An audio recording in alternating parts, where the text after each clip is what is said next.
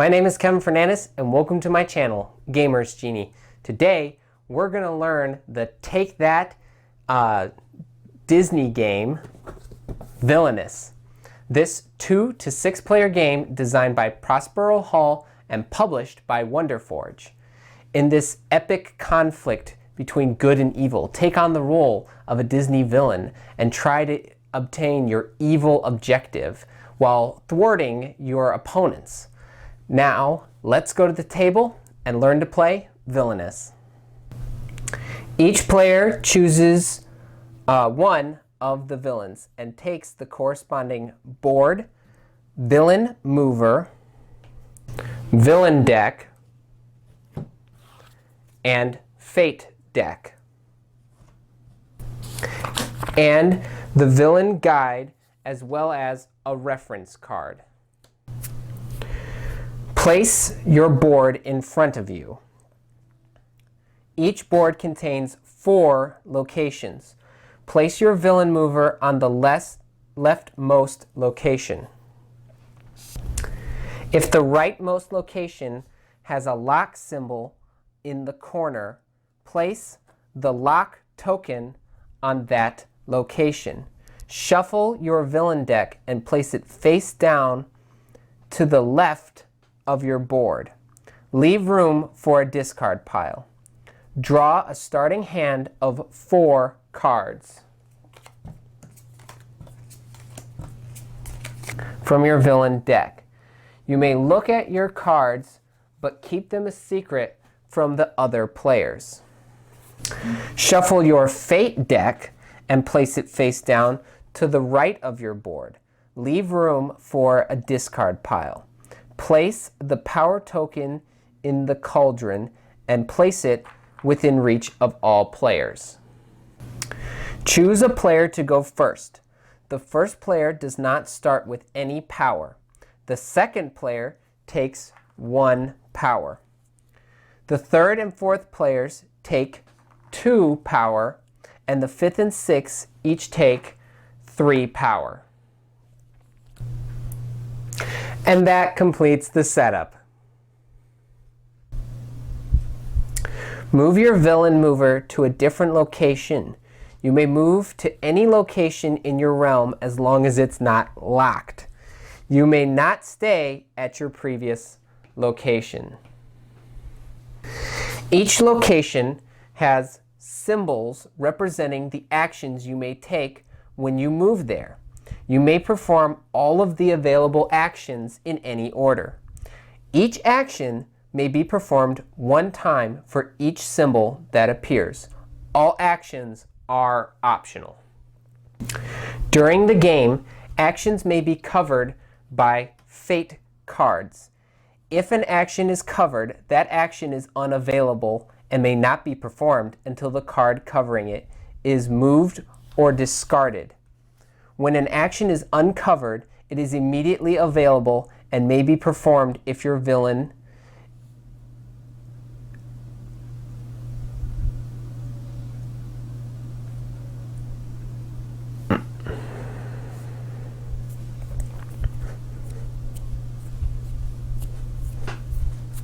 is at that location, and it is still your turn. At the end of your turn, if you have fewer than 4 cards in your hand, draw from the villain deck until you have 4. If you need to draw from your deck and it is empty, shuffle your discard pile into your deck and draw until you have 4 new cards. Each player has 2 decks of cards, villain cards with colored backs and fake cards with white backs. You play your villain cards from your hand to the bottom of your board, while your opponents play your fate cards to the top of your board. Any card that is at a location on your board is considered to be in your villain's realm. A card's ability is ongoing and in effect for as long as the card remains in your realm. There is no limit to the number of villain cards or fate cards that may be played to a location. As cards are played to locations, Slightly offset them so all cards at a location can be seen.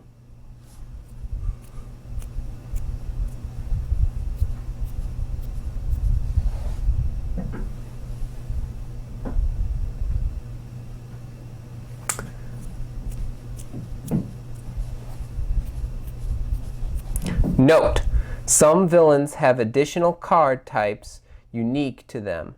These are explained in their respective villain guides. Ally cards appear only in the villain deck and represent your villain's henchmen, helpers, and pets. To play an ally, pay its cost shown in the upper left corner and place the card below any unlocked location in your realm. Once allies have been played to a location, you may use them to defeat heroes at the same location by performing the Vanquish action. Each ally has a strength shown in the lower left corner, which may be modified by other cards in the realm. Additionally, most allies have an ability that affects other cards or actions. Once an ally is in your realm, you'll need to decide whether to use it to defeat a hero or keep it in your realm for its ability. Hero cards appear only in the Fate deck and represent the irksome do-gooders who are trying to stop your villain's sinister plans. You play heroes from your opponent's Fate decks by performing the Fate action. To play a hero, place the card so it is covering the top of an unlocked location in that opponent's realm. You can use a hero to hinder an opponent's progress by covering useful actions. The actions covered by a hero are no longer available until the hero is moved or defeated. Each hero has a strength shown in the lower left corner, which may be modified by other cards in the realm. Additionally, most heroes have an ability that makes it harder for your opponent to achieve their objective. If there are multiple heroes at a location and the hero covering the action symbols is defeated, move any other heroes down so one of them covers the symbols. Item cards appear in both the villain deck and the Fate deck and have an ability that affects other cards or actions. To play an item from the villain deck, pay its cost in the upper left corner and place the card below any unblocked location in your realm, unless the card says attach it to an ally. If an item says attach it to an ally, you must place the item under an ally in your realm. If there are no allies in your realm to attach the item to, you may not play that item. If an ally with an item attached is moved or discarded, all attached items are moved or discarded with them. All items from the Fate deck are attached to a hero. To play an item from the Fate deck, place the card under a hero. If there are no heroes you can attach the item to, you may not play that item. If a hero with an item attached is moved or discarded, all attached items are moved or discarded with them. Effect cards appear in both the villain deck and the Fate deck and are one-time events. To play an effect, pay its cost if one is shown in the upper left corner. Do what the card says, then discard it face up to the appropriate discard pile. Condition cards are useful because you play them during an opponent's turn. They are not played by performing a play card action. If you have a condition in your hand and the requirements on the card is met during an opponent's turn, you may immediately play the card. Do what it says and then discard it face up in your discard pile. After a condition is played, the opponent's turn continues. Do not draw a new card. You must wait until the end of your turn to draw back to 4 cards. Some items and allies have activated abilities, which are card abilities that must be activated to be used. Cards with an activated ability include an activate symbol to indicate that their ability is not always in effect. A card with an activated ability is played to a location as normal. Each time you wish to use the card's ability, you must perform the activate action and pay the activation cost, if any. If an ally that has an activated ability is used to vanquish a hero, discard it as normal. Take power from the cauldron equal to the number on the symbol on the board. Power is the currency of the game. You need power to play cards and activate abilities. Play a card from your hand.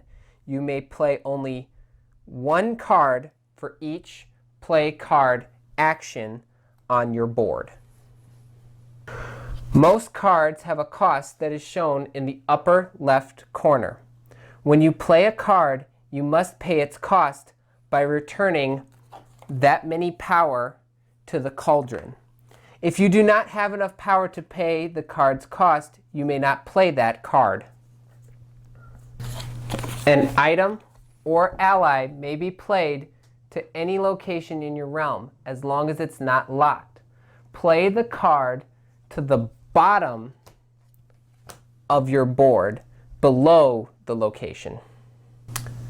Choose an opponent to target and reveal 2 cards from the top of the Fate deck. Play 1 card and discard the other. You decide how to use the Fate card's ability against your opponent. By taking a Fate action, you can disrupt an opponent's progress. A hero may be played to any location in your opponent's realm as long as it is not locked. Play the hero to the top of their board, covering the top of the location. In a 5 or 6 player game, when you are the target of a Fate action, take the Fate token from the last player who was targeted. As long as you have the Fate token, you may not be targeted. Move 1 item or ally at any location in your realm adjacent to their location. You may not move an item or ally into or out of a locked location. You may not move an item that is attached to an ally or hero. Move 1 hero at any location in your realm to an adjacent location. You may not move a hero into or out of a locked location. Defeat 1 hero at any location in your realm by using 1 or more allies that are already at the same location as the hero. Each ally and hero has a strength in the lower left corner of their card, which may be modified by other cards in the realm. That ally must have a strength equal to or higher than the hero strength. Multiple allies may be used by adding their strengths together. To vanquish the hero, discard the ally or allies to your villain discard pile, and we're going to put that off camera on there. Discard the defeated hero to the Fate discard pile. Again, he will put that off camera. The only way you can vanquish a hero is by being on a vanquish space, and it looks kind of like a little thing with a crack in the middle. Just look at your reference card if you need help deciphering what those look like. Discard as many cards as you wish from your hand. cards should be discarded face up to your villain discard pile. Getting rid of unwanted cards will give you new options in your next turn. And the only way you can discard cards is being at a discard card symbol on your villain's board. When discarding, do not immediately draw new cards. You must wait until the end of your turn to draw back to 4 cards. Note, each board is different, and some of these actions may not appear on your board. For example, Ursula does not have the vanquish symbol on her board. As soon as a player has fulfilled their villain's objective, the game ends and that player is the winner. Note, some objectives are only fulfilled at the start of the turn, as stated on the villain's board. For example, Ursula must start the game with the trident and the crown. And that's all you need to know to play Villainous. If you have any questions about this game, please put them in the comments below. Also, in the description, I will add in a poll list of voting for who would you like to see in a Villainous expansion set. I found out that it is an actual thing, and so I will put it in the description. And be on the lookout for my upcoming gameplay video on this game. Don't forget to hit that subscribe button and share this video with your friends. But until next time, thanks for the views.